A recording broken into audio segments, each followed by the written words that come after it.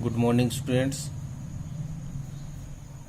In last video we were studying about the arguments in favor of democracy, and the first argument that we get is a democratic government is a better government because it is a more accountable form of government, because they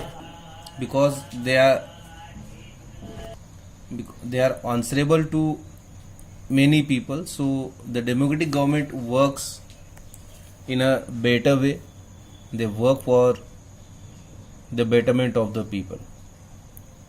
Now we move further.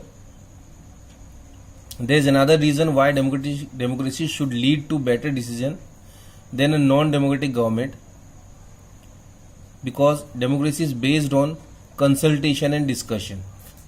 The two basic aspect of democracy is that it is based on consultation and discussion.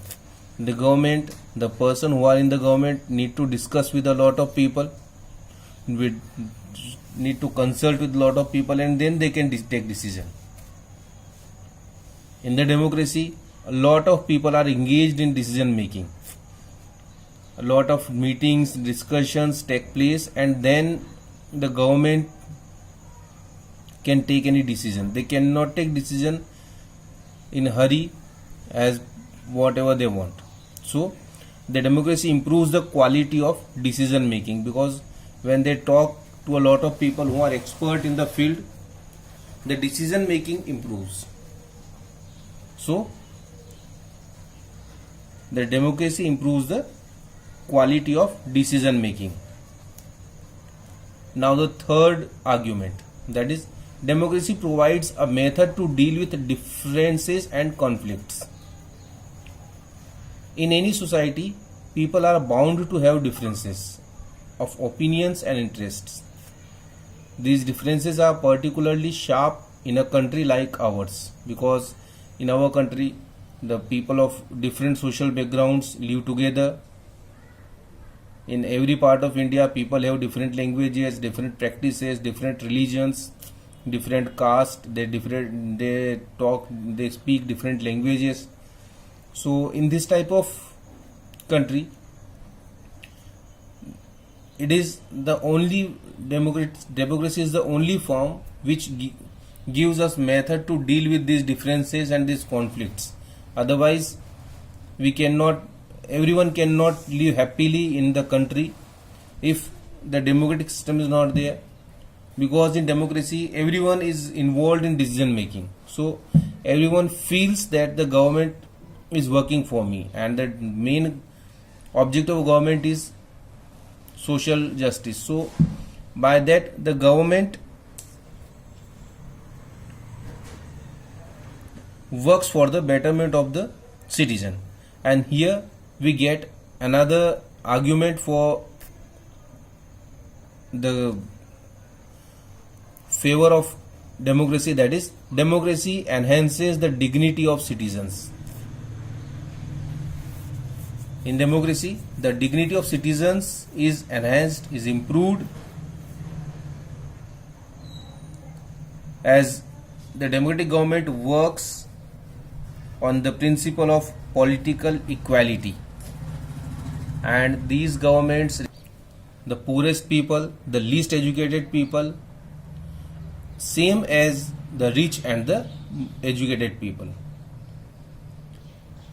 because the people in the democracy are not the subject of a ruler.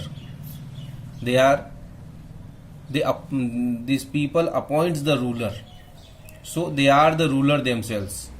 And this is why if the ruler makes any mistake or he did not take them equal, then they can change the ruler. And as people get a chance to correct their mistake, what the final argument that we get for democracy, that is, it is better than other forms of government because it allows us to correct its own mistakes.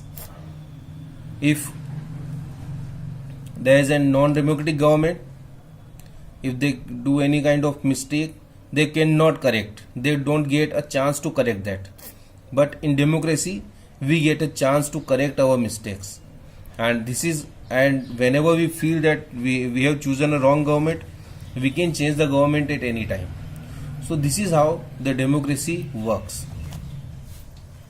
These are the arguments in favor and in oppose of democracy. Now we see democracy in a broader sense.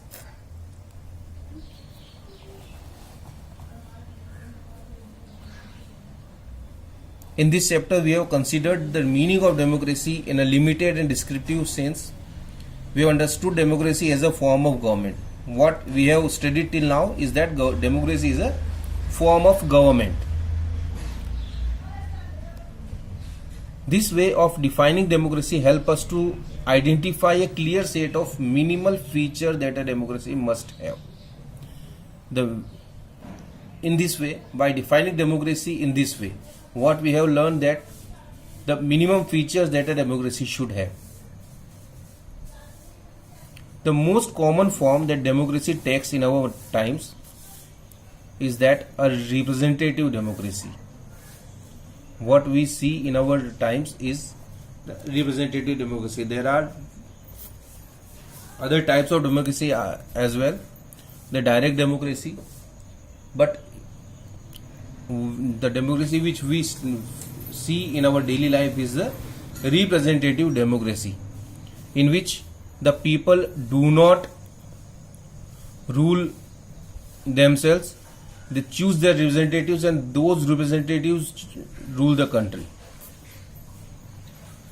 But if we see democracy in a true sense, what we can say that it will be called a democracy only when the people rules directly in the country and always a majority is allowed to take decisions on behalf of all the people. Not a single person or not a group of ministers is allowed to take the decision. So there should be a majority rule directly in the country, and all the decisions must be taken through the majority directly, but that is not possible. And in modern democracies we need to go with the representative system. Why? Because modern democracies involve such a large number of people that it is physically impossible for them to sit together and take a collective decision. Just like if you talk about India, we have about 60 crore voters in India. Now it is not possible for 60 crore people to sit together or discuss together, sit together and discuss and take a decision. If we talk about referendums, it is not possible that we take referendums of 60 crore voters on regular basis. And suppose if we organize a system in which 60 crore people sit together and take a decision, then the citizens does not have the time, the desire or the skill to take part in the decision. So in the modern systems it is not possible to go with the direct democracy system. So most of the countries go with the representative democratic system.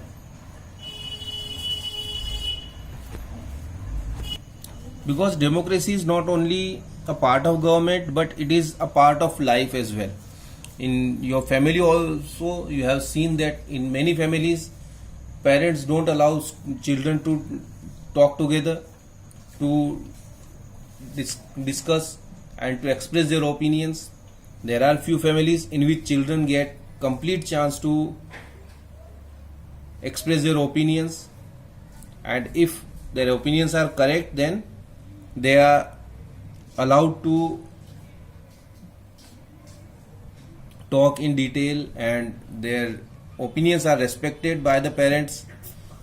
So in the family where parents allow children to express their opinion, that is a democratic family. In the same way, if the children are not allowed to express their opinions, then that is a non-democratic system. So democracy is not only a form of government, but it is a system of life that we live. And in the same way, in class also, if teacher allows students to speak, to ask question, to say something, that is a democratic temperament. If